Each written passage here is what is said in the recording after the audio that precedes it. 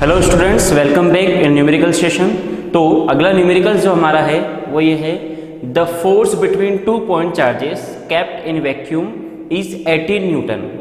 ठीक है, 2 point charge है और 2 पॉइंट चार्ज को हमने वैक्यूम या फिर एयर में रखा है, तो इस कंडीशन में उन दोनों के भी जो भी फोर्स अप्लाई हो रहा है वो कितना है, 18 न्यूटन का है। आगे ये पूछ रहा है, if a glass plate of 1 mm thickness and dielectric constant 6 is kept between these charges then find the value of force। ठीक है, ये बोल रहा है कि अगर इन दोनों ही पॉइंट चार्ज के बीच में मैं कोई डाइलेक्ट्रिक मीडियम यहाँ पे रख देता हूँ, है ना, तो उस कंडीशन में जो भी फोर्स होगा वो हमको क्या करना है, कैलकुलेट करना है। तो एक चीज मैं आपको बताना चाहूँगा कि एयर और वैक्यूम के अलावा अगर 2 पॉइंट चार्ज के बीच में कोई दूसरा मीडियम अगर 2 पॉइंट चार्ज के बीच में आ जाता है तो फोर्स एयर और वैक्यूम के कंपैरिजन में हमेशा क्या होता है, कम हो जाता है। अब चाहे वो मीडियम कोई सा भी हो, ये चीज़ ध्यान रखना। तो सबसे पहले गिवन क्या है वो देखते हैं हम। अगर एयर और वैक्यूम की बात करें तो इस कंडीशन में दोनों ही पॉइंट चार्ज के बीच लगने वाला फोर्स को अगर मैं F से डिनोट करूँ तो F इजिकल टू मेरे पास में कितना है, 18 न्यूटन। ठीक है, डाइलेक्ट्रिक कांस्टेंट की बात करूँ तो K इजिकल टू मुझे 6 दे रखा है। ठीक है, और मुझे फाइंड करना है Fm। मीडियम रखने पर जो भी फोर्स अप्लाई हो रहा है दोनों ही पॉइंट चार्ज के बीच में वो मुझे क्या करना है, फाइंड करना है। अब फॉर्मूला है मेरे पास में F upon Fm is equal to K। Solve करूँ अगर इसको मैं तो K को यहाँ पे लेके आ जाता हूँ मैं, तो K इजिकल टू क्या हो जाएगा, Fm। सोल्व करें तो Fm इजिकल टू F की वैल्यू कितनी है मेरे पास में 18, K की वैल्यू कितनी है 6 न्यूटन, तो ये मेरे पास में आएगा 3 न्यूटन, है ना। तो Fm जो आया मेरा वो कितना है, 3 न्यूटन। क्लियर है। तो जो भी एयर और वैक्यूम के अलावा अगर हमने मीडियम रख दिया है ना, कोई डाइलेक्ट्रिक मीडियम रखा तो उस कंडीशन में मेरे पास में जो भी फोर्स की वैल्यू आएगी वो कितनी आएगी, 3 न्यूटन। तो अब नेक्स्ट न्यूमेरिकल देखते हैं हम। इसमें ये क्या कह रहा है, A point charges Q1 is equal to 2 microcoulomb is located at point A। ठीक है, और पॉइंट A के कोऑर्डिनेट्स भी हमको इसने दे रखे हैं। And another point charges Q2 is equal to -5 microcoulomb is located at point B, और इसके भी हमको इसने कोऑर्डिनेट दे रखे हैं। Find the force by Q1 on Q2।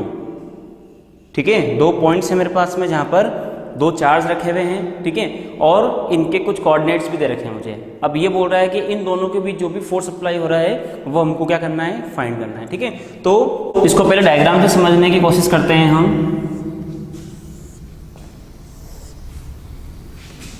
X, Y, Z and O। Clear है, 2 पॉइंट है मेरे पास में, एक पॉइंट ये है और एक पॉइंट ये है। इसको हम मान लेते हैं ये A है और इसको मान लेते हैं हम ये B है। A पे चार्ज रखा है Q1 जिसकी वैल्यू हमको दे रखी है 2 माइक्रोकूलम्ब। ठीक है, और इसके कुछ कोऑर्डिनेट्स भी दे रखे हैं। इसको हम प्लेन में है तो इसको इस तरह से लिख सकता हूँ मैं, 2i कैप और 1 j कैप। यहाँ की अगर बात करूँ तो Q2 है यहाँ पे और Q2 की वैल्यू दे रखी है मुझे -5 माइक्रोकूलम्ब। ठीक है, और अगर मैं कोऑर्डिनेट्स की बात करूं तो कोऑर्डिनेट्स हैं इसके -2i cap and 4j cap, ये इसके कोऑर्डिनेट्स हम मान लेते हैं। ठीक है, इसके पोजीशन वेक्टर की अगर मैं बात करूं तो इसके पोजीशन वेक्टर को मैं r1 से डिनोट कर देता हूं और इसके पोजीशन वेक्टर को मैं r2 से। मुझे Q1 के कारण जो भी Q2 पर फोर्स लग रहा है उसको फाइंड करना है, तो Q1 के कारण Q2 पर फोर्स को हम लिखेंगे वेक्टर F21 से। और अगर डायरेक्शन की बात करें तो यूनिट वेक्टर से इसको डिफाइन कर सकते हैं, वेक्टर R12, 1 से 2 की तरफ क्या लग रहा है, ये फोर्स लग रहा है। अब पहला काम हमारा ये है कि क्या क्या गिवन है वो देख लेते हैं। गिवन अगर मैं Q1 की देखूं वैल्यू, तो Q1 की वैल्यू क्या दे रखी है मुझे, 2 माइक्रोकूलम्ब।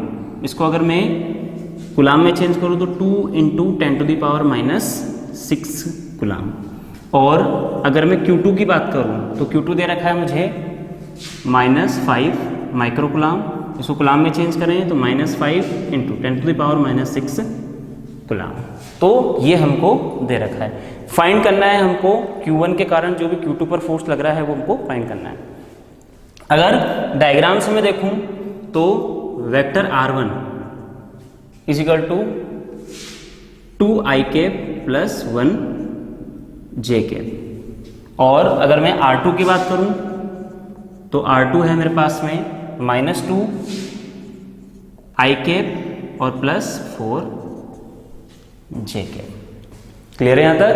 अब Q1 के कारण Q2 पर जो भी फोर्स लग रहा है ना, उसके लिए कूलम्ब्स लॉ का यूज करें हम, तो वेक्टर F21 फोर्स को हमने डिनोट किया is equal to 1/4πε0 Q1 Q2 और upon R12 square and vector R12 square and R cap 12, ये इक्वेशन ए। अब इन दोनों की वैल्यूज फाइंड करते हैं।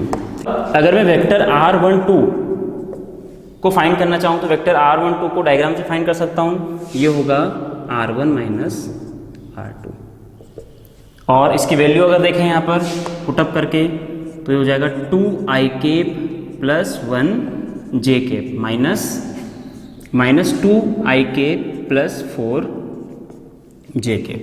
सॉल्व करें इसको तो ये वैल्यू मेरे पास में आ जाएगी लगभग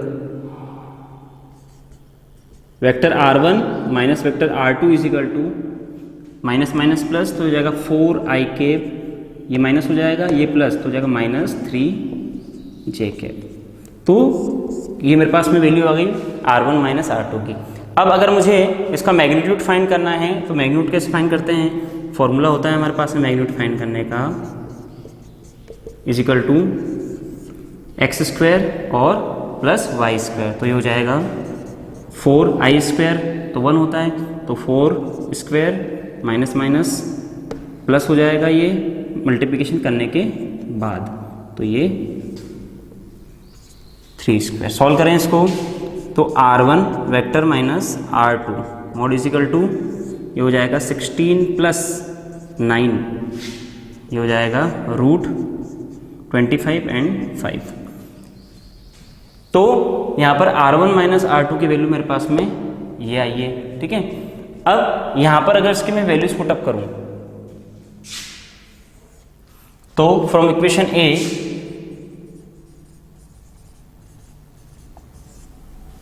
ठीक है, इक्वेशन ए से अगर इसको मैं सॉल्व करूं तो आर कैप को आपको पता है, आर कैप को हम लिखते हैं vector R upon mod vector R, ठीक है। तो उस कंडीशन में इसको मैं एक बार फिर से लिख देता हूं, 2(1) is equal to 1/4πε0 and Q1 Q2 by R12 Q and vector R12 1/4πε0 Q1 Q2। इसको मैं लिख सकता हूँ वेक्टर R1 माइनस R2 का whole cube and vector R1 minus R2। यहाँ पर इसका क्यूब है, इसका क्यूब अगर हम करेंगे कितना हो जाएगा 125, ठीक है। तो ये हो जाएगा F21 इज इक्वल टू, इनकी वैल्यूज पुटअप कर देते हैं हम, 9 × 10⁹, इसकी वैल्यू मेरे पास में क्या है 2 × 10⁻⁻6, इसकी वैल्यू मेरे पास में है 5 × 10⁻⁻6, ठीक है। और अपॉन इसकी वैल्यू रखूँगा तो 125, और इसकी वैल्यू अगर मुझे रखना है तो इसकी वैल्यू मैंने ये निकाल रखी है, तो ये कितना हो जाएगा into 4i cap minus 3j cap, ठीक है। इसको सॉल्व करें अगर हम तो vector F21 is equal to 7.2 × 10⁻⁻4 newton और साथ में 4i cap minus 3j cap. तो ये फोर्स हमारे पास में निकल के आएगा Q1 के कारण Q2 पर लगने का। तो नेक्स्ट क्वेश्चन देखते हैं। अब नेक्स्ट क्वेश्चन में क्या दे रखा है, 2 small point spares of mass 200 gram each are suspended by 2 insulated threads of length 40 cm each from a common point both the sphere are equally charged and the distance between them in equilibrium is 4 centimeter. Find the charge on each sphere. Clear है? इसको एक diagram के through हम समझने की कोशिश करते हैं। मेरे पास में एक कॉमन पॉइंट है, ठीक है। इस कॉमन पॉइंट से जो दोनों स्मॉल स्पेयर हैं वो सस्पेंडेड हैं, एक ये है और एक ये है, दोनों में रिपल्शन होगा, ठीक है। तो ये लगभग यहां पर जाके क्या होते हैं, रुक जाते हैं। यहां आके क्या करते हैं, रुक जाते हैं, ठीक है। अगर मैं बात करूं तो इसको पॉइंट ए नाम दे देता हूं और इसको मैं पॉइंट बी दे देता हूं।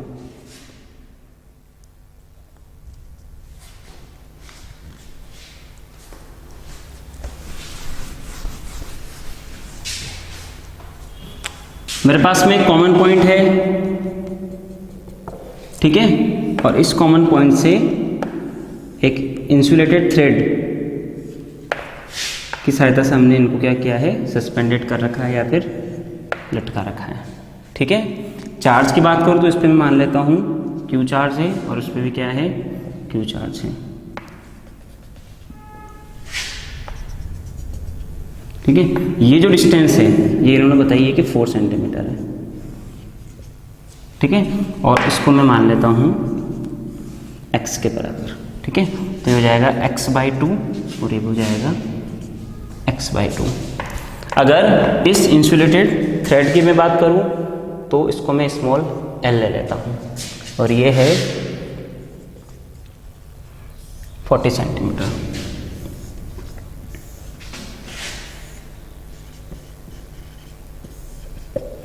अगर इसके वेट फोर्स की मैं बात करूँ तो वेट फोर्स कहाँ लगेगा, नीचे लगेगा इस तरह से, और इसको मैं नाम देता हूँ mg, ठीक है। अब जैसे ही सस्पेंडेड हुआ है ना, तो उस कंडीशन में इस थ्रेड पर एक फोर्स अप्लाई होगा, ठीक है, और उसको हम बोलेंगे टेंशन फोर्स। इसको हम कैपिटल T से रिप्रेजेंट करेंगे, ठीक है, कैपिटल T। जो भी वेट फोर्स है इसके अपोजिट डायरेक्शन में क्या होगा, ये अप्लाई होगा। तो यहाँ पर ये जो फोर्स है परपेंडिकुलर नहीं है ना, पूरी तरह से हॉरिजॉन्टल है, तो यहाँ पे इसके दो कंपोनेंट्स हम कर सकते हैं, ठीक है। एक कंपोनेंट्स मैंने किया T cos थीटा, है ना, और एक कंपोनेंट मैंने किया इसका T sin थीटा। सिमिलरली यहाँ पर भी मैंने ऐसे ही किया, एक है T sin थीटा और ये वाला जो कंपोनेंट है इसको मैंने नाम दिया है T cos थीटा, ठीक है। फोर्स की बात करो तो इस डायरेक्शन में फोर्स लग रहा है F, सिमिलरली यहाँ पर भी ये इसी डायरेक्शन में अप्लाई होगा। जो भी इसका मिड पॉइंट है वहाँ से एंगल जो बना रहा है एक स्पेयर, उसको मैंने थीटा दिया और उसके लिए मैंने इसको क्या दे दिया, थीटा डिनोट कर दिया। अब अगर मैं फोर्स की बात करूँ तो यहाँ पर जो वेट फोर्स है वो बैलेंस हो रहा है किससे, T cos थीटा। जो कंपोनेंट हमारा T cos थीटा उससे बैलेंस हो रहा है, तो उसको मैं लिख सकता हूँ T cos theta is equal to mg। ये इक्वेशन नंबर 1 हो गई हमारी। और जो भी यहाँ पर फोर्स अप्लाई हो रहा है, रिपल्शन फोर्स है ना, वो जो हमारा ये कंपोनेंट है T sin थीटा, इससे क्या हो रहा है, बैलेंस हो रहा है। तो इसको मैं लिखूंगा F is equal to T sin theta, और इन दोनों के बीच जो भी फोर्स होता है F, उसको मैं कूलम्ब्स लॉ से लिखता हूँ, तो हो जाएगा K Q square upon x square. या फिर इसको मैं लिख सकता हूँ T sin theta is equal to K Q square upon x square, और ये इक्वेशन नंबर, ठीक है, 2। From equation first and second 2 is divided by 1, तो ये हो जाएगा T sin theta upon T cos theta is equal to K Q square by mg x square, ठीक है। T से T कैंसिल आउट हो गया, क्या बचेगा, tan theta is equal to K Q square upon mg x square. tan theta है ये equation number 3 हो गई, ठीक है। अब यहाँ पर मेरे पास में जो x है ना, वो है लगभग 4 सेंटीमीटर, और अगर मैं एल की बात करूं तो स्मॉल एल है लगभग 40 सेंटीमीटर। ठीक है, तो इसका मतलब एल की जो वैल्यू है वो एक्स से क्या है, बहुत ज़्यादा है। तो उस कंडीशन में थीटा जो होगा वो क्या होगा, स्मॉल होगा, है ना।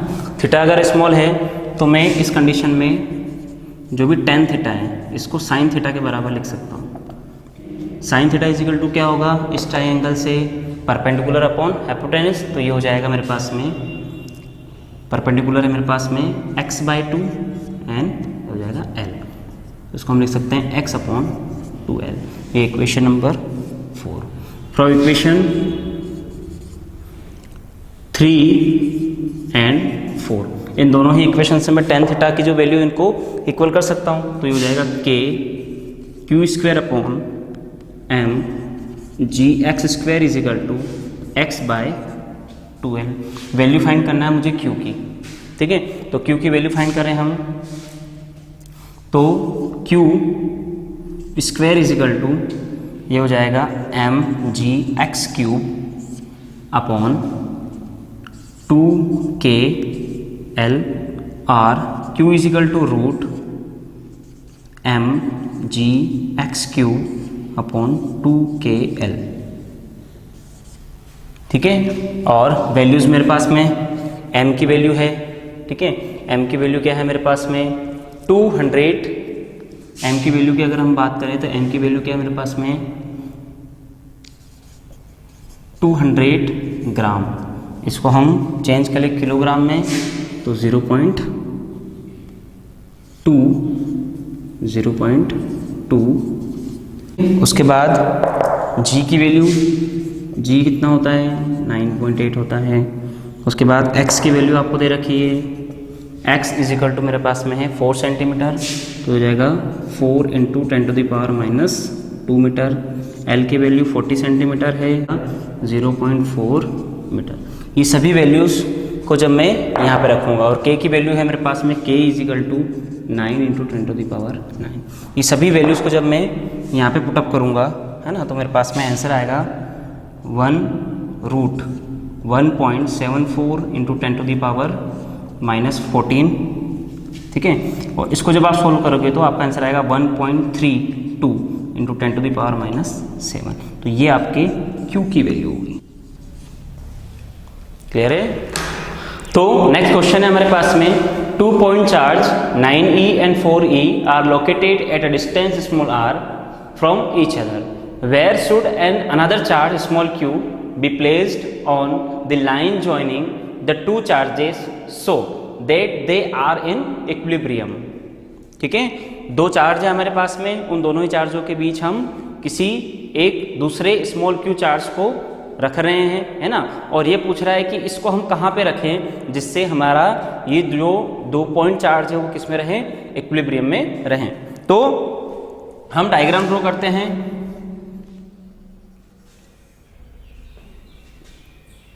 (9e 4e) दो चार्ज हैं, बीच की डिस्टेंस में मान लेता हूँ स्मॉल r है। ठीक है, और जो स्मॉल q चार्ज है उसको मैं मान लेता हूँ कि इस 9e से स्मॉल x दूरी पर मैं यहाँ पर रख रहा हूँ, तो ये डिस्टेंस क्या हो जाएगी r - x। ठीक है, इसके कारण जो भी इसके ऊपर फोर्स लग रहा है इसको मैं वेक्टर F1 से डिनोट कर दूँ, और इसके कारण इसके ऊपर जो भी फोर्स लग रहा है इसको मैं वेक्टर F2 से क्या करता हूँ, डिनोट करता हूँ। अब ये जो q चार्ज मैंने यहाँ पे रखा है, ठीक है, इसके इक्विलिब्रियम के लिए कंडीशन होनी चाहिए vector F1 plus vector F2 is equal to क्या हो 0। ठीक है, कहने का मतलब इसके कारण इसके ऊपर जो भी फोर्स लग रहा है और इसके कारण इसके ऊपर जो भी फोर्स लग रहा है, ठीक है, ये दोनों ही क्या हो 0 हो, मतलब नेट फोर्स जो हो वो क्या हो 0 हो। तो उस कंडीशन में इसको मैं इस तरह से भी लिख सकता हूँ माइनस वेक्टर F2, और अगर मैग्नीट्यूड में लिखना चाहूँ मैं इसको तो F1 is equal to F2। F1 find करें हम तो F1 को कूलम्ब्स लॉ से लिख सकता हूँ मैं K 9e × Q upon x² and second F2 कैसे लिख सकता हूँ मैं के 4e into Q and r minus x का होल स्क्वायर। सॉल्व करें, ये कैंसिल आउट हो गया, q से q कैंसिल आउट, e से e कैंसिल हो गया। ठीक है, क्या बचेगा हमारे पास में 9 upon x square is equal to 4 upon r minus x का होल स्क्वायर।